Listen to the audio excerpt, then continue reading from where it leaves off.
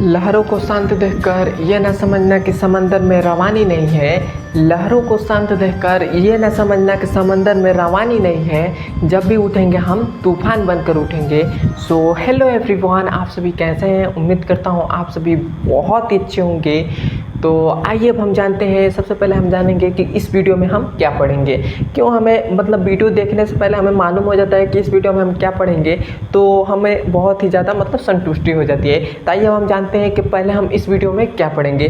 तो इस वीडियो में हम क्लास 10th मैथ जो हमारा पर्सनली नंबर 5.3 है, उसका प्रश्न संख्या 7वां और 8वां और 9वां, ये हम तीनों प्रश्न को सॉल्व करेंगे। इन तीनों हम प्रश्नों को सॉल्व करेंगे। इसके पिछले वाले लेक्चर में हमने 1 से 6 तक के प्रश्न को सभी को हमने सॉल्व करा दिया है, और आज की इस वीडियो में हम प्रश्न संख्या 7वां, 8वां और 9वां को सॉल्व करेंगे। और मैं आपको विश्वास दिलाता हूं कि मैं आपको इतने बेसिक से समझाऊंगा कि आपको हर एक टॉपिक आपको समझ में आएगी। एकदम बेसिक लेवल से मैं आपको समझाऊंगा। और जिनको लगता है कि मुझे मैथ से बहुत ही ज़्यादा डर लगता है, उनको मैथ का सवाल कुछ भी नहीं आता है, उन लोगों को भी मैं विश्वास दिलाता हूँ कि आप डरिए मत। मैं आपको बता रहा हूँ, आप वैसे करते हैं तो आपको 100% है कि आपको मैथ से डर कभी नहीं लगेगा, और मैथ का सवाल आप बहुत ही आसानी तरीके से सॉल्व कर सकते हैं। तो आइए अब हम प्रश्न संख्या 7वें को सॉल्व कर रहे हैं। तो सबसे पहले हम 7वें को सॉल्व करने से पहले हम पढ़ लेते हैं कि यह हमें सवाल में क्या कह रहा है। तो यह सवाल हमसे कह रहा है उस एपी मतलब क्या होता है? समांतर श्रेणी। तो उस समांतर श्रेणी के प्रथम 22 पदों का योग ज्ञात कीजिए, जिसके डी का मतलब क्या होता है? सर्वांतर। तो सर्वांतर 7 है और 22वां पद 149 है। यह हमने क्वेश्चन पढ़कर सॉल्व किया। तो सबसे पहले हमें क्या कह रहा है कि उस एपी के प्रथम 22 पदों का योग ज्ञात करिए। तो हमसे सबसे पहले कह रहा है ज्ञात करिए, तो हम यहाँ पे लिख देते हैं ज्ञात करना है। जो हमें क्वेश्चन में दिया रहता है उसको हम लिख लेते हैं। तो यहाँ पर हम लिख देंगे ज्ञात करना है। ज्ञात करना है, क्या हमें ज्ञात करना है वह हम यहाँ पर लिख देते हैं। हमने केवल बस क्वेश्चन पढ़कर हमने सॉल्व किया, क्वेश्चन पढ़कर यह हमने लिखा है। क्योंकि हमें कह रहा है कि यो ज्ञात कीजिए, तो हमें क्या ज्ञात करना है वो हम लिख लेते हैं। तो हमसे कह रहे हैं कि प्रथम 22 पदों का योग। तो प्रथम 22 पदों का योग को हम किससे प्रदर्शित करते हैं? तो उसे हम प्रदर्शित करते हैं S22 से प्रदर्शित करते हैं। तो S22 हो गया। क्लियर है यहाँ तक? और हमें ज्ञात करना है, तो इसको हम आगे क्वेश्चन मार्क का चिन्ह दे रहे हैं। तो ये हो गया क्वेश्चन मार्क का चिन्ह। अब हमें क्वेश्चन में दिया है, कह रहा है कि जिसका सर्वांतर डी सर्वांतर जो है डी जो है वो 7 है, और 22 पदों का जो 22वां पद है वो 149 है। तो हम यहाँ पर लिख लेते हैं कि यह दिया है। तो यहाँ पर लिखेंगे दिया है।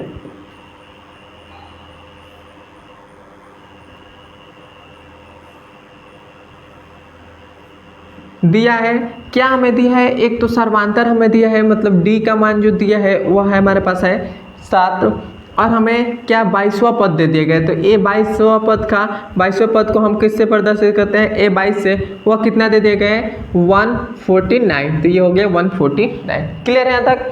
अब देखिए, मैंने आपको कुछ एक्स्ट्रा नहीं किया है, बस हमने क्वेश्चन पढ़कर बस हमने इसको यहाँ पर लिख दिया है, और हमने कुछ इसमें एक्स्ट्रा नहीं किया है। अब हम S22 ज्ञात करने के लिए इसका एक सूत्र होता है। वो क्या सूत्र होता है? वो होता है SN मतलब अभी आपको समझ में आएगा। एक सूत्र होता है, वो होता है SN = n/2, और यहाँ पर ब्रैकेट में होता है 2a प्लस में n-1, गुणे में होता है d।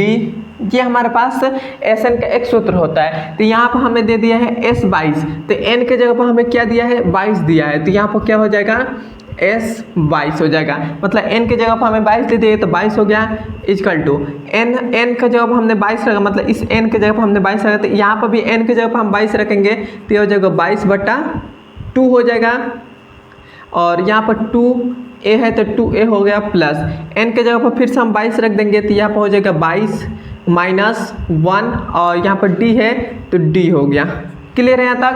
अब देखिए एसन हम मतलब S22 हमें ज्ञात करने के लिए हमें इसमें किस चीज़ की जरूरत पड़ेगी, एक तो हमें A की ज़रूरत पड़ेगी और किसका, एक तो D की ज़रूरत पड़ेगी। तो हमें क्वेश्चन में D दे दिएगा, मतलब समांतर हमें दे दिएगा, लेकिन हमें A नहीं दिया है, तो हम पहले A ज्ञात करेंगे। और A हम ज्ञात करने के लिए हम किससे A का मान ज्ञात करेंगे, तो यह हमारे पास ये जो A22 पद का मतलब 22वां पद दिया है, इससे हम A ज्ञात करेंगे।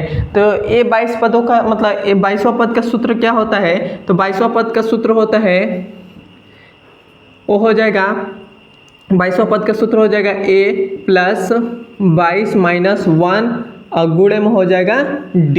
इसी सूत्र से हम A का मान ज्ञात कर लेंगे, क्योंकि A22 का मान मतलब 22वां पद का मान हमारे पास कितना है, तो 149, तो ये हो जाएगा 149 इजकल टू A है, तो A नहीं मालूम है, तो यहाँ पर हो जाएगा A प्लस ये 22 माइनस 1 है, तो ये कितना हो जाएगा 21 और गुणे में D है, तो ये हो जाएगा D जो है, तो D का मान हमारे पास कितना है 7 है, तो ये हो जाएगा 7 हो जाएगा। क्लियर है यहाँ तक। अब देखिए ये हमारे पास क्या हो जाएगा, ये हो जाएगा 149, तो ये 149 A प्लस इसका हम गुणा कर लेंगे, तो 7 एकने 7 और 7 दूना 14, तो ये हमारे पास हो गया 147 हो गया। क्लियर है तक।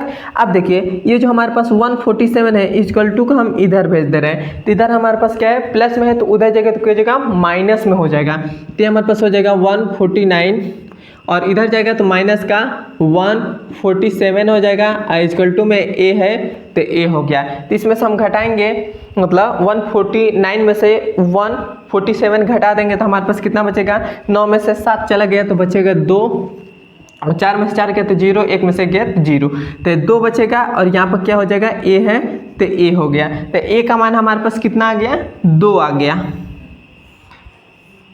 A का मान हमारे पास कितना आ गया है, 2 आ गया है। तब हमारे पास A का मान आ गया है 2, तो हम इस सूत्र में रखकर हम सॉल्व कर सकते हैं कि नहीं। तो यहाँ पर हम क्या रखेंगे, S22 इजकल टू, ये हमारे पास 22/2 है, तो इसको हम कटा सकते हैं, तो ये हो जाएगा 2 एकने 2 और ये हमारे पास 2 एकने 2, 2 एकने 2, तो 11 बार में कटेगा, तो ये क्या हो जाएगा 11।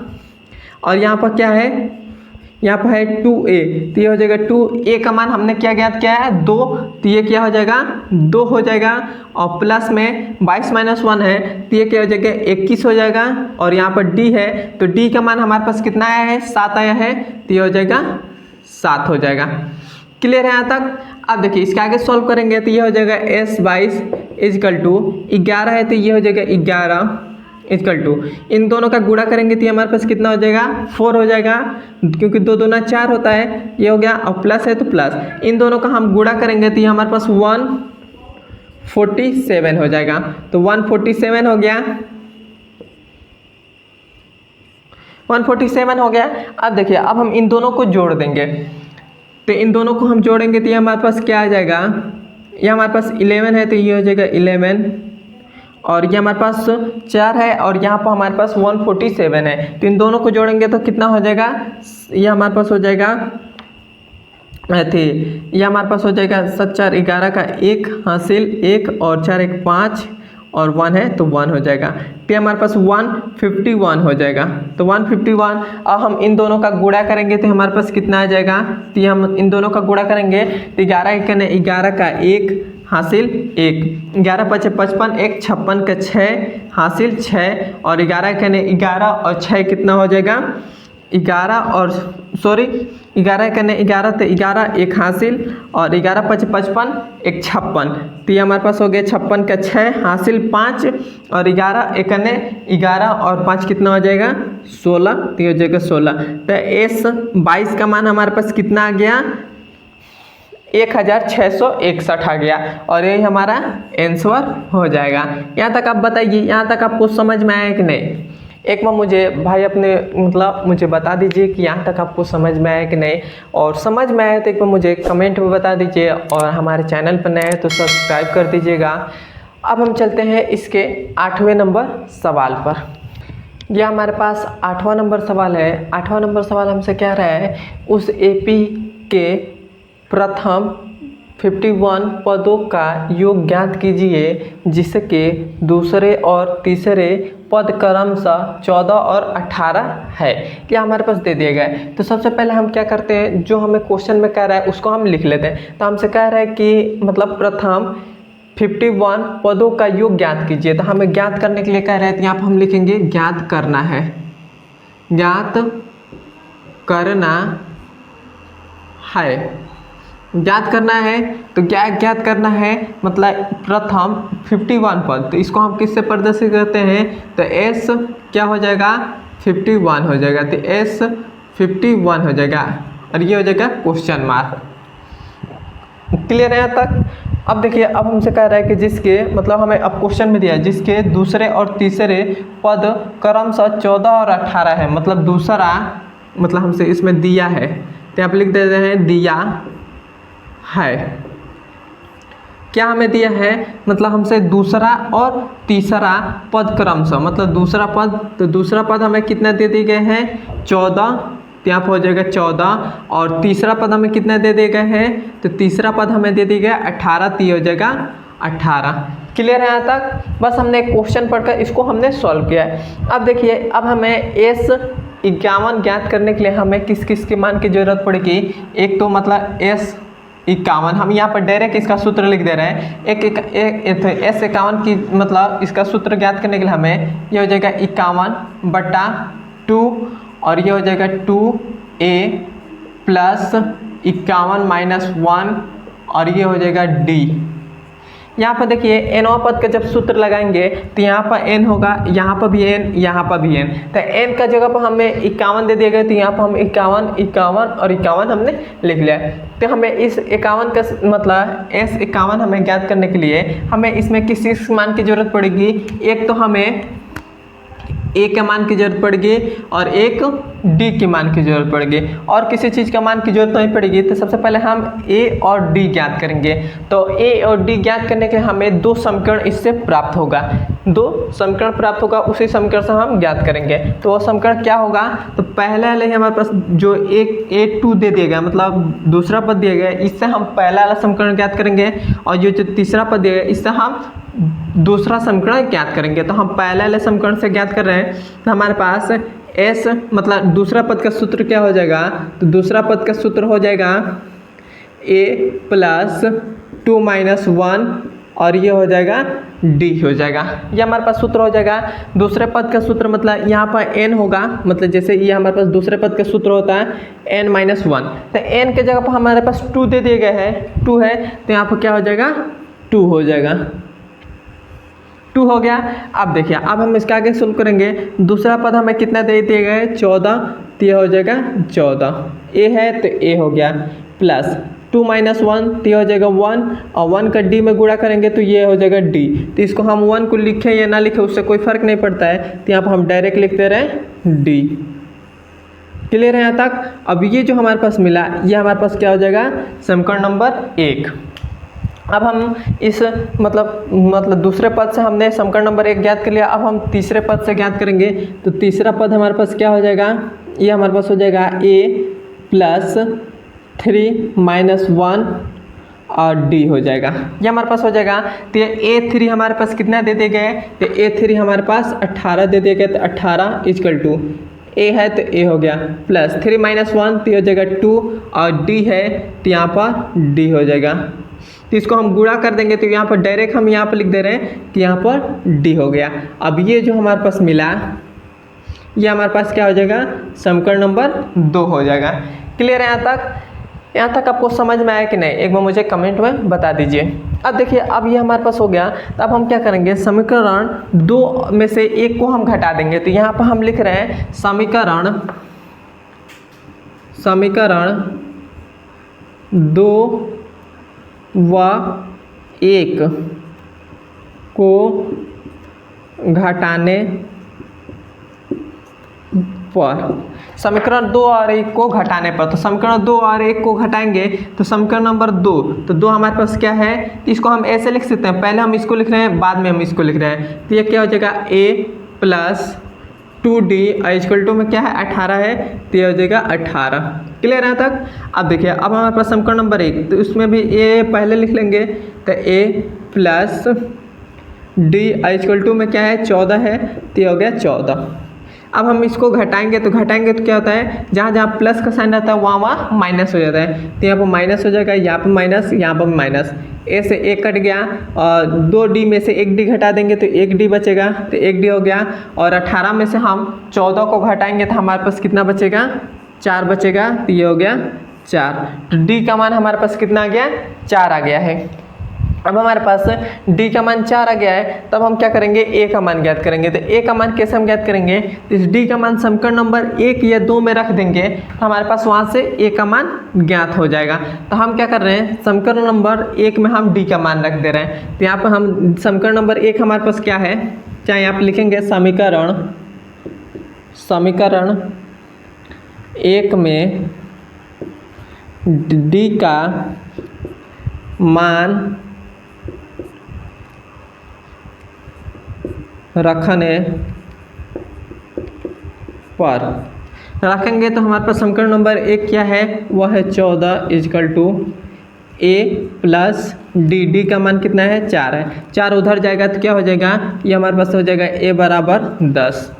तो ए का मान हमारे पास 10 आ गया। देखिए मैंने कैसे किया है, ए बराबर 10 हमने कैसे लिखा, देखिए ये हमारे पास ए था, ये है। सबसे पहले क्या करिए, देखिए हमारे पास 4 जो है ये प्लस में, इधर हमने इक्वल टू के इधर भेज दिया तो उधर जाएगा तो क्या हो जाएगा, माइनस में हो जाएगा। तो हमारे पास 14 माइनस क्या हो जाएगा, 4 हो जाएगा।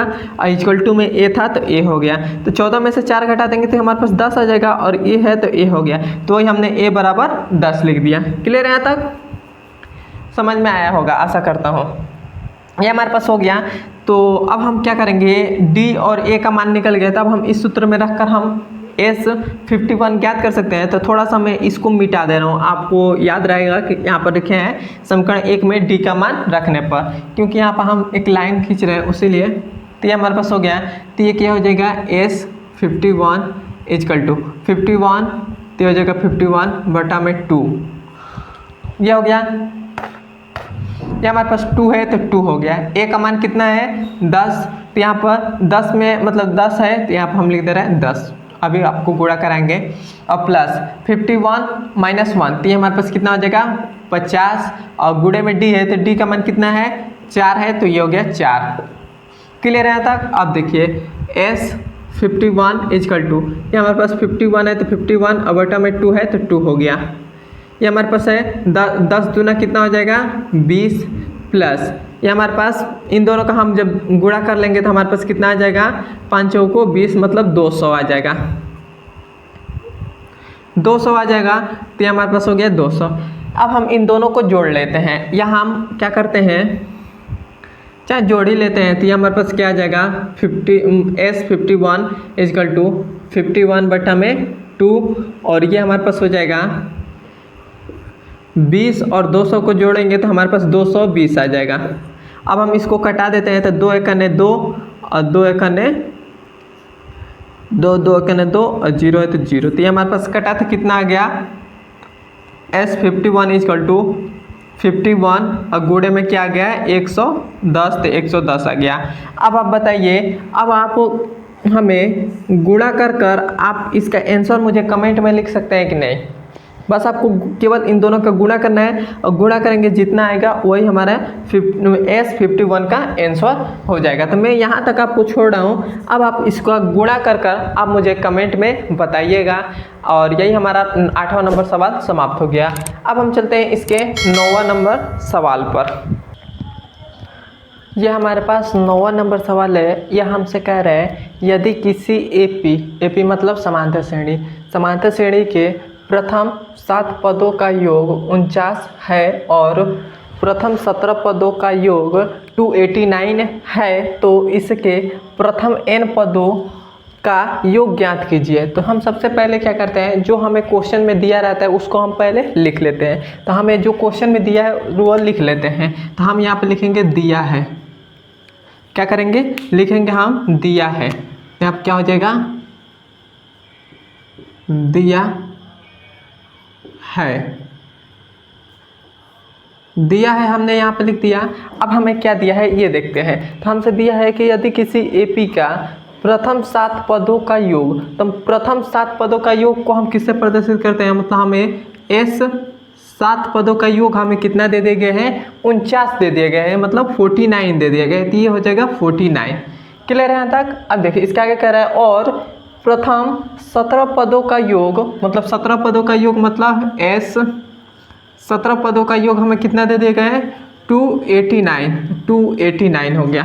क्लियर है यहाँ तक। और हमसे कह रहे हैं और इसके प्रथम n पदों का योग ज्ञात कीजिए। तो हमें ज्ञात करने के लिए कह रहा है, तो यहाँ पर हम लिखेंगे ज्ञात करना है, ज्ञात करना है, ज्ञात करना है। तो क्या ज्ञात करना है हमें, प्रथम n पदों का योग। तो प्रथम n पदों का योग हमारा क्या हो जाएगा, Sn हो जाएगा। यह हमें Sn ज्ञात करना है। क्लियर है यहाँ तक। तो हमें Sn ज्ञात करने के लिए हमारे पास एक सूत्र होता है। Sn ज्ञात करने के लिए वो सूत्र होता है, वो होता है Sn इक्वल टू n/2 और ब्रैकेट में होता है 2a प्लस में n-1 और गुणे में होता है d। यह हमारे पास होता है Sn ज्ञात करने का सूत्र। तो Sn ज्ञात करने के लिए हमें a और d के मान की ज़रूरत पड़ेगी। यहाँ पर हम n का मान नहीं निकालेंगे, क्योंकि हमें कहा है प्रथम n पदों का योग। तो हम यहाँ पर n का मान नहीं निकालेंगे, हम केवल a और d का मान निकालेंगे। तो सबसे पहले हमें a और d का मान निकालना पड़ेगा। तो हम a और d का मान कैसे निकालेंगे, तो ये हमारे पास प्रथम 7 पदों का योग दिया है और प्रथम 17 पदों का योग दिया है। इससे हम a और d का मान निकालेंगे। तो कैसे हम निकालेंगे, तो आइए हम इससे सॉल्व करते हैं। तो प्रथम 7 पदों का योग का सूत्र क्या होता है, तो प्रथम 7 पदों का योग का सूत्र हो जाएगा 7/2 और ब्रैकेट में हो जाएगा 2a प्लस में हो जाएगा n-1 और गुणे में हो जाएगा d। ये हमारे पास हो जाएगा। तो हमारे पास क्या आ जाएगा, प्रथम 7 पदों का योग कितना है, 49 है। तो ये हो जाएगा 49 इक्वल टू, ये हमारे पास है 7/2। तो ये हो जाएगा 7/2। क्लियर है यहाँ तक। अब देखिए ये हमारे पास 2 है तो 2 हो गया, a है तो a हो गया प्लस। अब ये हमारे पास क्या है, ये हमारे पास है ये प्लस हो गया और n-1 है। तो n का मान भी हम 7 रख लेंगे। तो यहाँ पर डायरेक्ट 7 रख दे रहे हैं, 7 हम देने का। तो 7-1 तो ये कितना हो जाएगा 6 और ये हमारे पास गुणे में d है तो d हो गया। क्लियर है यहाँ तक आपको समझ में आ गया है। अब देखिए अब आपको इन दोनों में 2 कॉमन आपको दिखाई दे रहा होगा। इन दोनों में आपको कुछ भी कॉमन दिखाई दे रहा है, 2 कॉमन दिखाई दे रहा है। तो हम यहाँ से 2 कॉमन ले लेंगे। तो हमारे पास क्या हो जाएगा, 7/2 है तो 2 हो गया। और इन दोनों में हमें कुछ कॉमन दिखाई दे रहा है, तो इन दोनों में हमें 2 कॉमन दिखाई दे रहा है। तो हमने 2 कॉमन ले लिया। अब ये हमारे पास 2 से 2 कट गया तो ये हो जाएगा a प्लस 2 तिया 6 तो ये हो जाएगा 3 और यहाँ पर d है तो d हो गया। क्लियर है यहाँ तक। अब देखिए अब ये हमारे पास 2 से 2 कट जाएगा तो ये हमारे पास क्या बचेगा, 49 इक्वल टू 7 और गुणे में हो जाएगा a प्लस 3d हो जाएगा। यह हमारे पास हो जाएगा। अब हम क्या करेंगे, अब हमारे पास ये जो 7 जो है ये गुणा में है, इधर जाएगा तो क्या हो जाएगा, भाग में हो जाएगा। तो भाग में हो जाएगा तो हमारे पास क्या बचेगा, यहाँ पर हम कर दे रहे हैं, भाग में हो जाएगा तो ये हमारे पास हो जाएगा, ये हमारे पास हो जाएगा 49/7 हो जाएगा और इक्वल टू में क्या आएगा a प्लस 3d हो जाएगा। क्लियर है यहाँ तक। और ये देखिए 7 × 7 और 7 × 7 49। तो ये हमारे पास क्या आ जाएगा 7 equal to a plus 3d हो जाएगा। अब ये जो हमारे पास मिला ये हमारा हो जाएगा समीकरण नंबर 1। तब हमने इस मतलब प्रथम 7 पदों का योग से हमने समीकरण नंबर 1 ज्ञात कर लिया। अब हम प्रथम 17 पदों का योग से समीकरण नंबर 2 ज्ञात करेंगे। तो हम बहुत ही आसानी तरीके से ज्ञात करेंगे। तो क्या हो जाएगा, इसका सूत्र हमारे पास हो जाएगा प्रथम 17 पदों का योग। तो हो जाएगा प्रथम S17 इक्वल टू 17/2 और यहाँ पर हो जाएगा 2a प्लस में 17 -1 और गुणे में d और बड़ा ब्रैकेट। तो बड़ा ब्रैकेट हो गया। अब देखिए अब ये हमारे पास प्रथम 17 पदों का मतलब S17 हमें कितना दे देगा है 289। तो 289 इक्वल टू 17 है तो 17 बटा में 2 है तो 2 हो गया। अब देखिए ये हमारे पास 2a है तो ये हो जाएगा 2a प्लस 17 में से a घटा देंगे तो हमारे पास बचेगा 16 और गुणे में d है तो d हो गया। क्लियर है यहाँ तक। अब देखें इन दोनों में हमें कुछ कॉमन दिखाई दे रहा है, 2 कॉमन दिखाई दे रहा है तो 2 कॉमन ले लेते हैं तो ये हो जाएगा 289 तो 289 इक्वल टू 17/2। इन दोनों में 2 कॉमन आ रहा है तो 2 हमने कॉमन ले लिया तो ये हो जाएगा a प्लस 2 8 16 तो ये हो जाएगा 8d। ये हमारे पास हो गया। अब देखिए 2 एकने 2 2 एकने 2 2 से 2 कट गया तो ये हमारे पास कितना बचेगा 289 इक्वल टू 17। अब ब्रैकेट में हमारे पास क्या बचेगा a प्लस 8d तो 8d हो गया, 8d हो गया। अब देखिए अब ये हमारे पास जो 17 है ये गुणा में है, इधर जाएगा तो क्या हो जाएगा भाग में हो जाएगा, तो भाग में चला जाएगा तब हमारे पास क्या हो जाएगा, भाग में जाएगा तो ये हमारे पास हो जाएगा 289 बटा में हो जाएगा 17 इक्वल टू हमारे पास a प्लस 8d तो 8d हो गया। क्लियर है यहाँ तक। अब हम इसको कटा देते हैं, तो हम इसको कटाएंगे तो हमारे पास कितना बार में कटेगा, यह हमारे पास 17 एकने 17 और 17 एकने 17 और कितना बच रहा है और 7 इतना, तो मतलब ये भी 17 बार में कट जाएगा तो ये हमारे पास क्या आ जाएगा 17 equal to a plus 8d हो जाएगा। अब ये जो हमारे पास मिला ये हमारा समीकरण नंबर क्या हो जाएगा 2 हो जाएगा। क्लियर है यहाँ तक। अब देखिए ये हमारे पास समीकरण नंबर 1 और 2 मिल गया तो हम क्या करेंगे समीकरण 2 में से 1 को हम घटा देंगे, तो यहाँ पर हम लिख रहे हैं समीकरण 2 में से 1 को हम घटा रहे हैं। यहाँ पर आप समझ लीजिएगा तो 2 में से 1 को हम घटा रहे हैं तो समीकरण नंबर 2 हमारे पास क्या है वह है, इसको पहले हम लिख ले रहे हैं तो ये हमारे पास हो जाएगा a plus 8d equal to में क्या है 17 है तो 17 हो गया। और ये हमारे पास समीकरण नंबर 1 क्या है वह है a प्लस 3d तो a plus 3d equal to में क्या है 7 है तो 7 हो गया। इसको हम घटा देंगे तो यहाँ पर माइनस हो जाएगा, यहाँ पर माइनस, यहाँ पर माइनस। क्यों माइनस होगा, क्योंकि हम घटाते हैं तो जब हमारे पास 2 समीकरणों को कभी भी घटाते हैं तो जहाँ जहाँ प्लस का साइन रहता है वहाँ माइनस का साइन हो जाता है। तो यहाँ पर भी प्लस का साइन था माइनस, प्लस का साइन था तो माइनस, प्लस का साइन था तो माइनस हो गया। और a प्लस a माइनस तो ये कट जाएगा। 8d में से 3d घटा देंगे तो हमारे पास कितना बचेगा 5d बचेगा इक्वल टू 17 में से 7 घटा देंगे तो हमारे पास बचेगा 10 और 5 एकने 5 और 5 दूना 10 तो हमारे पास d का मान कितना आ गया है 2 आ गया है। अब हमारे पास d का मान 2 आ गया है तो हम d का मान जब 2 आ गया है तो हम समीकरण नंबर 1 या 2 में रख देंगे d का मान, तो वहाँ से हमारे पास a का मान निकल जाएगा। तो a का मान हम बहुत ही आसानी तरीके से निकाल लेंगे। तो क्या करेंगे हम समीकरण नंबर 1 में या 2 में हम d का मान रख दे रहे हैं, तो हम यहाँ पर लिख रहे हैं समीकरण 1 में, एक ही में रख रहे हैं, 1 में d का मान रखने पर रखेंगे तो हमारे पास क्या आ जाएगा, यहाँ पर नीचे आपको दिखाई नहीं दे रहा होगा इसलिए मैं क्या कर रहा हूँ थोड़ा सा मैं इधर साइड में कर दे रहा हूँ कैमरा को, थोड़ा सा इधर आपको ये थोड़ा सा नहीं दिखाई देगा लेकिन इधर मैं कर दे रहा हूँ आपको दिखाई देने लगेगा। तो थोड़ा सा मैं कैमरा को तिरछा कर दे रहा हूँ।